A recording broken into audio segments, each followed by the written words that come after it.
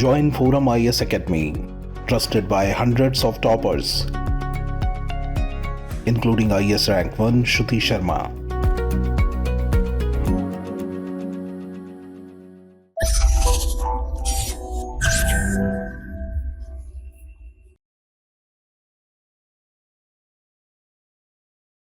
Hello friends, this is Gautam coming up with the next round of BAS 5 minute. In this video we will discuss about 1.5 degree Celsius target and साथ ही साथ ये भी समझेंगे why is it critical to achieve. So first of all let's see why is it in news.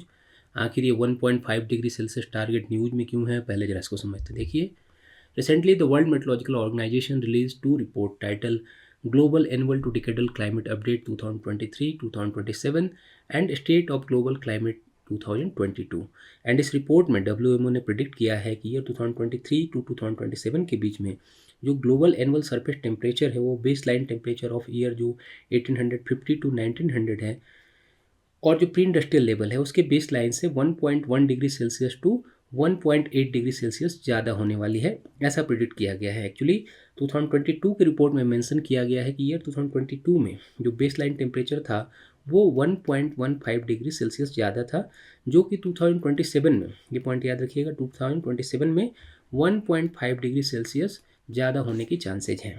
सो इस video में हम discuss करेंगे what is the 1.5 degree Celsius target and why is it critical to achieve. तो चलिए शुरू करते हैं. First of all 1.5 degree Celsius target को डिस्कस करते हैं. आफ्टर दैट समझेंगे why is it critical to achieve. Actually 1.5 degree Celsius target is the global climate target that aim to limit warming to said level by year 2100 in order to prevent the planet from slipping into the further climate crisis.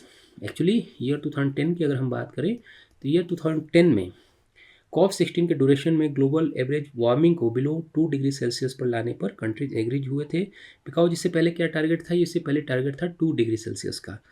But जो small island nation थे, countries थे, उनके लिए ये unacceptable था because उन्हें लगा था कि उनके सर्वाइवल के साथ ये कॉम्प्रोमाइज़ होगा. सो ईयर 2015 में, ये पॉइंट याद रखेंगे, ईयर 2015 में जब पेरिस एग्रीमेंट हुआ देन वहाँ पर 1.5 डिग्री सेल्सियस का जो टारगेट है उसे टारगेट रखा गया. एंड ईयर 2018 में IPCC मीन्स जो इंटर गवर्नमेंटल पैनल और क्लाइमेट चेंज है उसने भी 1.5 डिग्री सेल्सियस को इंडोर्स किया. एंड तब से एवरी क्लाइमेट डायलॉग में ये जो 1.5 डिग्री सेल्सियस का ही टारगेट है उसे ही मेंशन किया जाता है. मीन्स हम क्या लेके चल रहे हैं, 1.5 डिग्री सेल्सियस का टारगेट लेके चल रहे हैं प्री इंडस्ट्रियल लेवल से.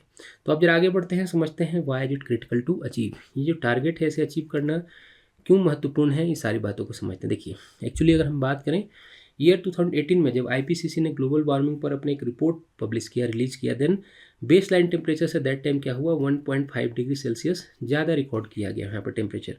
ऐसा अनुमान लगाया कि ये जो एंथ्रोपोजेनिक एक्टिविटी है, मीन्स जो ह्यूमन एक्टिविटी वगैरह है, उसके कारण ऑलरेडी ग्लोबल टेम्परेचर जो है 1 डिग्री सेल्सियस ज़्यादा वार्म हो गई है, बढ़ गई है, जो कि ईयर 2030, अभी क्या हम बात कर रहे हैं कि अभी करंट सिनेरियो में क्या बताया जा रहा है कि एंथ्रोपोजेनिक एक्टिविटी के कारण ऑलरेडी 1 डिग्री सेल्सियस वार्मिंग बढ़ गई है. बट ईयर 2030 में आकर ईयर 2030 टू 52 के बीच में ऐसा अनुमान लगाया गया है WMO की तरफ से कि ये 1.5 डिग्री सेल्सियस हो जाएगा. मीन्स 1.5 डिग्री सेल्सियस जो है सिर्फ और सिर्फ जो ह्यूमन एक्टिविटी है, जो एंथ्रोपोजेनिक एक्टिविटी है, उसके कारण बढ़ जाएगी. ऐसे में भी ये क्रिटिकल हो जाता है. ऐसे में अगर हम बात करें तो ये टारगेट है उसे अचीव करने में सबसे बड़ा जो ऑब्स्टेकल है उसकी अगर हम बात करें तो ये सारे जो डेवलप कंट्रीज़ हैं ये एक सबसे बड़े ऑब्स्टेकल है. बिकॉज हिस्टोरिकली क्या है, ये सारे जो ग्रीन हाउस गैस है जिसके कारण अभी ग्लोबल वार्मिंग बढ़ रही है उसके एमिशन के लिए सबसे ज़्यादा रिस्पॉन्सिबल यही डेवलप्ड कंट्रीज़ हैं.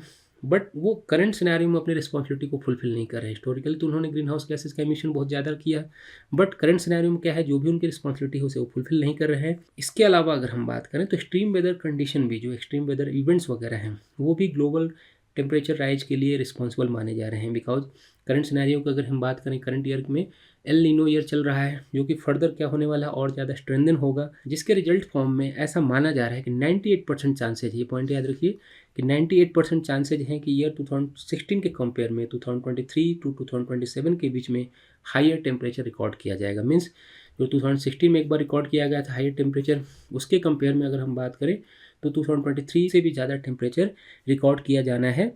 सो अकॉर्डिंग टू WMO ही अगर हम बात करें तो देन WMO के अकॉर्डिंग ऐसा माना गया है कि लास्ट 50 ईयर में, ये पॉइंट याद रखिएगा, लास्ट 50 ईयर में ये जो एक्सट्रीम वेदर कंडीशन है उसके कारण 3 ट्रिलियन डॉलर का, इंपॉर्टेंट पॉइंट क्या है, 4.3 ट्रिलियन डॉलर का वर्ल्ड वाइड लॉस हुआ है एंड अप्रॉक्स आप समझिए कि 2 मिलियन पीपल की डेथ भी हुई है। So further economic and people safety के लिए भी 1.5 डिग्री सेल्सियस टारगेट को अचीव करना हमारे लिए बहुत ही ज़्यादा इंपॉर्टेंट हो जाता है। तो होप आपको ये सारी बातें समझ में आई होंगी। Thanks for watching.